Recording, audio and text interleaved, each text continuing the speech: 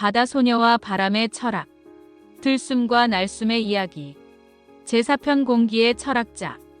김영갑을 만나고 난 후 인선은 바람에 대한 갈증이 더욱 커졌다. 헤라클레이토스의 만물은 흐른다는 말이 계속 머릿속을 맴돌았다. 바람이 왜 끊임없이 움직이는지, 그 움직임의 근본적인 이유가 무엇인지 더 알고 싶었다. 며칠 후 인선은 평소보다 일찍 바다로 나갔다.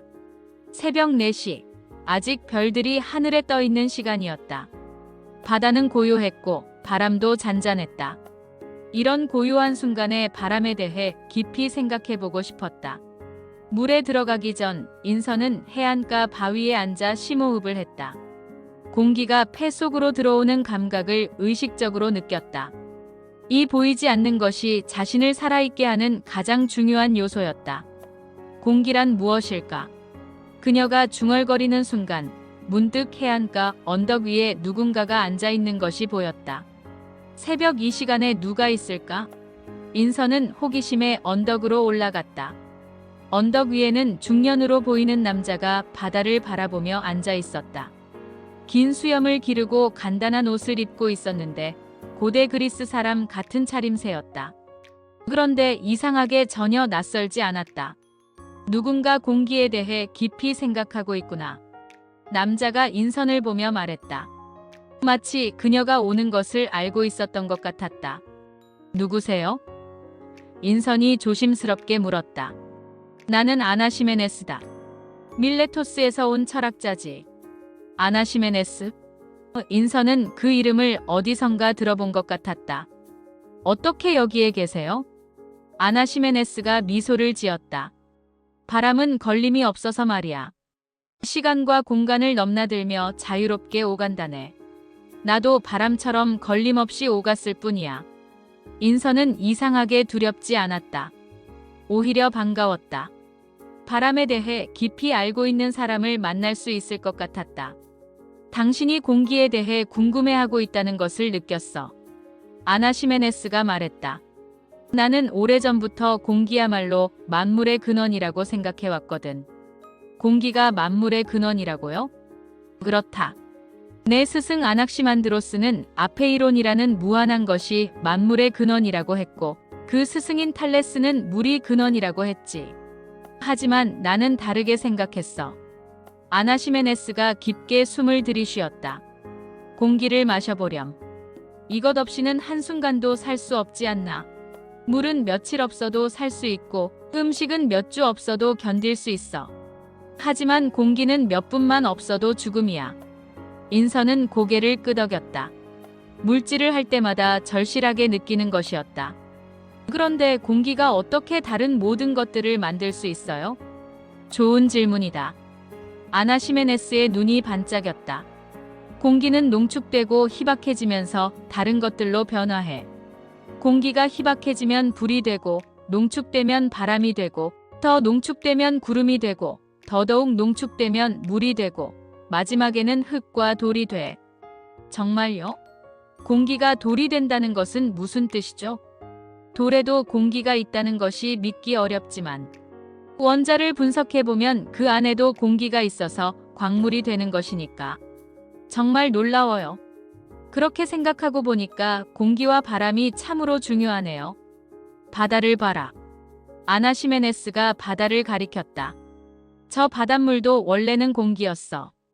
공기가 차가워지고 농축되어서 물이 된 거야. 그리고 저 물이 다시 증발하면 공기로 돌아가지. 인선은 놀라웠다. 물의 순환을 그런 식으로 생각해 본 적은 없었다. 그럼 제가 내뿜는 숨비 소리도 바로 그거야. 아나시메네스가 흥미진진해했다. 너의 숨비 소리는 공기가 물에서 다시 공기로 돌아가는 순간의 소리야. 농축되었던 공기가 다시 원래 상태로 돌아가면서 내는 해방의 소리지. 인선은 가슴이 두근거렸다. 자신의 숨비 소리에 그런 깊은 의미가 있다니. 공기는 영혼이기도 해. 아나시메네스가 계속 말했다. 우리가 호흡하는 것은 단순히 산소를 섭취하는 게 아니라 우주의 영혼과 하나가 되는 거야. 우주의 영혼이요? 그렇다. 온 우주가 숨쉬고 있어. 별들도 숨쉬고 지구도 숨쉬고 바다도 숨쉬지. 그 모든 숨쉼이 공기를 통해서 연결되어 있어. 아나시메네스가 하늘을 바라보았다. 낮과 밤도 지구가 숨쉬는 거야. 낮에는 지구가 숨을 들이쉬고 밤에는 숨을 내쉬는 거지. 계절도 마찬가지고 봄과 여름에는 숨을 내쉬고 가을과 겨울에는 들이쉬는 거니까. 인선은 이 새로운 관점에 매혹되었다. 모든 것이 숨쉬고 있다는 생각. 그럼 바람은 뭐예요? 바람은 공기의 움직임이야. 공기가 농축되거나 희박해지면서 생기는 움직임. 그런데 더 중요한 건 바람은 세상의 모든 것들을 섞어주는 역할을 한다는 거야. 아나시메네스가 모래를 한 줌 집어서 바람에 날려보냈다. 봐라. 이 모래가 바람을 타고 어디로 갈까? 바다로 갈 수도 있고 다른 섬으로 갈 수도 있어. 바람은 이렇게 세상의 모든 것들을 섞어주고 연결해줘. 그래서 공기가 만물의 근원이라고 하시는 거군요. 맞다. 공기는 생명이고 영혼이고 연결이야.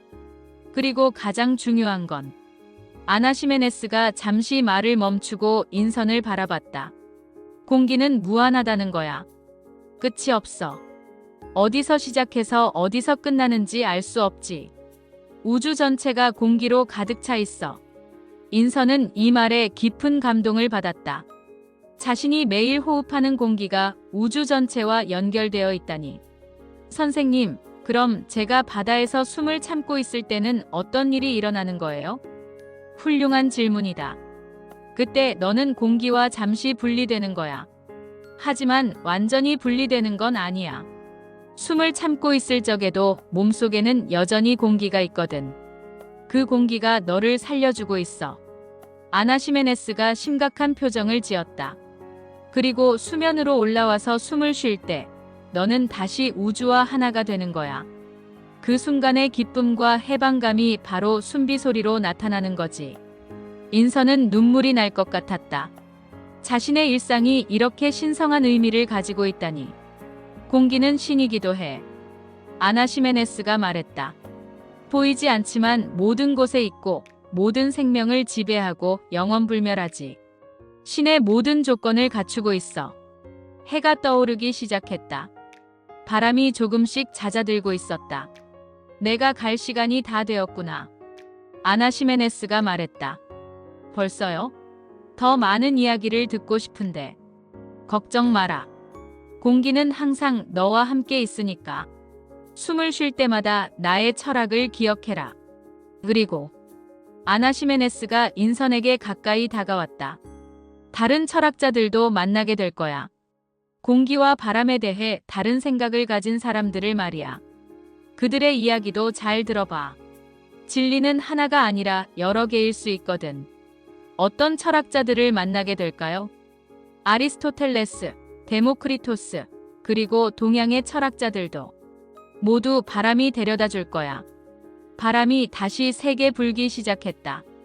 아나시메네스의 모습이 점점 흐려졌다. 공기를 사랑하거라. 그리고 너의 숨비 소리를 자랑스러워해라. 그것은 우주와 내가 하나라는 증거니까. 아나시메네스의 목소리가 바람에 실려 사라졌다. 인선은 혼자 남았지만 외롭지 않았다. 공기가 그녀를 감싸고 있었다. 인선은 바다로 들어갔다. 물속에서 숨을 참으며 아나시메네스의 말을 되새겼다. 공기가 농축되어 물이 된다. 자신은 지금 농축된 공기 속에 있는 것이었다. 수면으로 올라왔을 때의 숨비 소리가 전과 달랐다. 후익. 이번에는 단순한 호흡이 아니었다. 우주와 하나가 되는 소리, 공기의 철학자 아나시메네스와 연결되는 소리, 만물의 근원과 만나는 소리였다. 집으로 돌아가는 길에 인선은 모든 것이 다르게 보였다. 나무들도 숨쉬고 있었고, 꽃들도 공기와 대화하고 있었고, 새들도 공기를 날개에 담고 있었다. 공기야, 고마워. 인선이 중얼거렸다. 너 덕분에 내가 살아있구나. 바람이 대답하는 듯 살랑살랑 불어왔다. 그 바람 속에서 인선은 아나시메네스의 목소리를 들을 수 있었다. 기억해라. 너는 우주의 일부다. 그리고 우주는 너의 일부야.